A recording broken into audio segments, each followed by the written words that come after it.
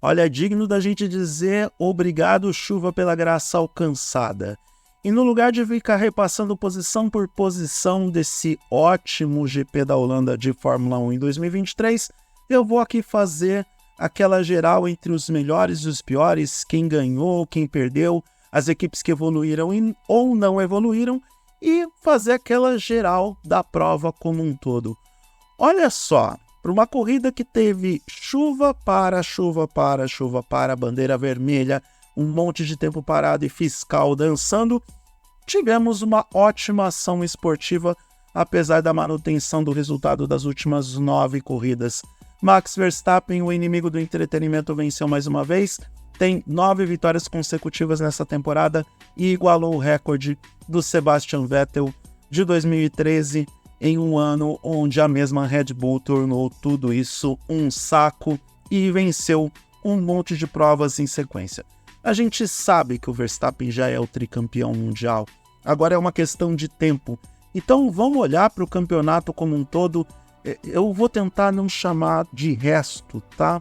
Mas vamos olhar para o campeonato como um todo, a disputa por vice-campeonato, que agora a gente tem uma competição mais aberta entre Fernando Alonso, Sérgio Pérez e Lewis Hamilton, porque as variantes e alternativas desse próprio GP da Holanda também proporcionam um campeonato mais disputado. Por falar em Fernando Alonso, a gente vê uma evolução da Aston Martin. Na verdade, todas as equipes que trouxeram atualizações para o GP da Holanda evoluíram. Parece que a pausa de verão, as férias fizeram bem para várias equipes, então o Alonso se beneficiou disso. O Alonso, que no final de semana elogiou muito o carro da Aston Martin e entregou um resultado, não só resultado, como performance, tá? O Alonso, mais uma vez, mostrou porque é um dos melhores pilotos da sua geração, um dos melhores pilotos da história da Fórmula 1, porque ele deu um autêntico show. Outro que merece destaque é Alexander Albon da Williams. A Williams não só melhorou, como o Albon cada vez mais mostra o seu valor como piloto de Fórmula 1. Ele que foi literalmente fritado na Red Bull, ficou fora da Fórmula 1 durante um tempo e voltou na Williams e mostra o seu valor conforme o carro da equipe britânica vai melhorando. E não é só a performance do GP da Holanda, vem das últimas provas antes da pausa do meio do ano.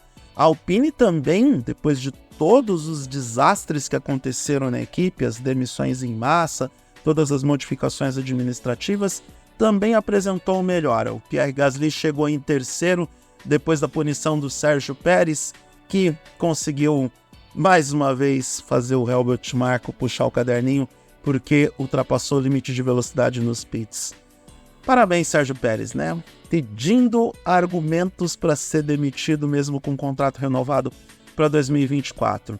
Então, Gasly chegando em terceiro, o Ocon chegando em décimo, mostram que a Alpine conseguiu superar as suas adversidades e, quem sabe, melhorar a sua performance em pista. A gente pode ver algo um pouco mais interessante do que apresentou nas últimas provas. Quem também apresentou algo interessante em termos de performance foi a Ferrari. Apesar dos problemas do Charles Leclerc, que teve que abandonar a corrida por conta de um assoalho quebrado, essa quinta posição do Carlos Sainz pode ser vista com bons olhos. Poderia ter ido um pouco além? Poderia, porque é a Ferrari, mas também não pelo mesmo motivo. É a Ferrari, é o máximo que a Ferrari pode chegar. Mas quem sabe em casa, no próximo final de semana no GP da Itália, a equipe vermelha apresenta alguma coisa a mais do que apresentou. Mas já vejo como algo positivo esse quinto lugar do Carlos Sainz. Tá? Quem eu acho que deu uma estacionada foi a Mercedes. Lewis Hamilton chegou em sexto, mas que estratégia horrível a da Mercedes para o nosso amigo Hamilton, né? Aliás, tanto a estratégia do Hamilton quanto a do Lando Norris, e eu vou falar da McLaren daqui a pouco, foram estratégias realmente muito ruins. A escolha de pneus intermediários para o Hamilton no começo da prova não pagou o seu preço, no caso pneus médios. Se eu falar intermediários nesse vídeo, as pessoas vão confundir com pneu intermediário e chuva.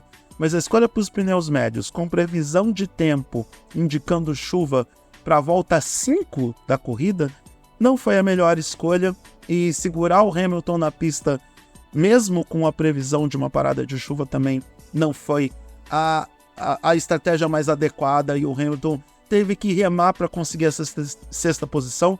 Poderia ter ultrapassado o Carlos Sainz se tivesse mais 2 ou 3 voltas, mas como o Si não existe, tá ali de bom tamanho, mas vai muito mais como prêmio de consolação para a Mercedes depois de tantas burradas do que uma posição que fosse digna de comemoração.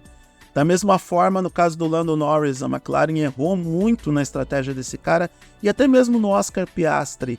Não que a McLaren não esteja bem, eu acho que do que começou o campeonato para agora, a equipe que mais evoluiu disparado.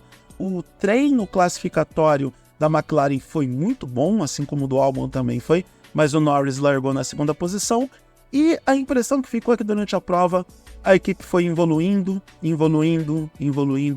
Não que foi um desastre, mas a gente esperava a McLaren um pouco à frente da posição que ocupou. Do mais, é o que temos para hoje. Tem o destaque também da estreia do Liam Lawson pela AlphaTauri, ele que caiu de paraquedas com o acidente do nosso amigo Daniel Ricciardo na sexta-feira. O Lawson terminou a prova na 13ª posição com uma AlphaTauri que é um carro muito ruim, mas que também apresentou esboços de melhora, até porque o outro carro da equipe, o Yuki Tsunoda, chegou a andar um pouco mais na frente, mas se o Tsunoda não tivesse tirado o Russell da corrida e recebesse uma punição, terminaria a prova numa posição melhor.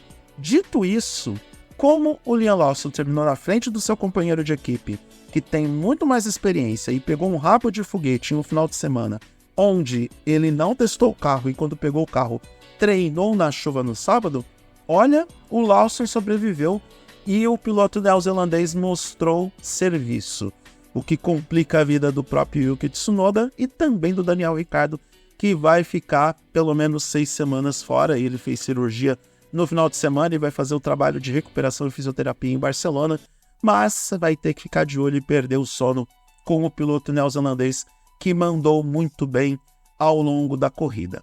Do mais, uma prova muito interessante, uma prova muito divertida.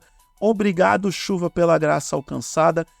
Eu me lembro dos comentários que o Bernie Ecclestone fez enquanto ele ainda era presidente da Fórmula 1, que ele, numa das ideias malucas para deixar as corridas mais divertidas e interessantes, ele queria colocar chuva artificial no meio da corrida para mudar o dinamismo da prova. E olha, a simulação da teoria do Bernie Ecclestone com a participação especial de São Pedro hoje no circuito de Zandvoort, deu certo. Se colocar chuva artificial na Fórmula 1, eu acho que vira. E mesmo com a vitória do Max Verstappen, como a gente teve alternâncias de posições, alternâncias de paradas de box, só o Verstappen fez 6 pit stops na corrida. É impressionante como essa alternância não só de estratégias de pneus, porque nem teve como aplicar estratégia de pneus dessa vez com tanta chuva, mas a alternância de situações de pista entregaram uma prova bem mais divertida do que muitos poderiam imaginar. E com isso a gente tem um campeonato que retoma com mais emoção do que a gente esperava. Obrigado de novo, São Pedro, pela graça alcançada, e a próxima etapa da temporada é o GP da Itália na casa da Ferrari. Vamos ver o que a Ferrari pode fazer, se ela pode entregar alguma coisa a mais do que está oferecendo no campeonato, que eu acho muito difícil. Pessoal, se você está bronqueado com o fato do Verstappen estar disparado na frente no campeonato e já ser o tricampeão mundial, não adianta, não reclama. Quando era o Senna, ninguém reclamava. É só isso que eu tenho para dizer.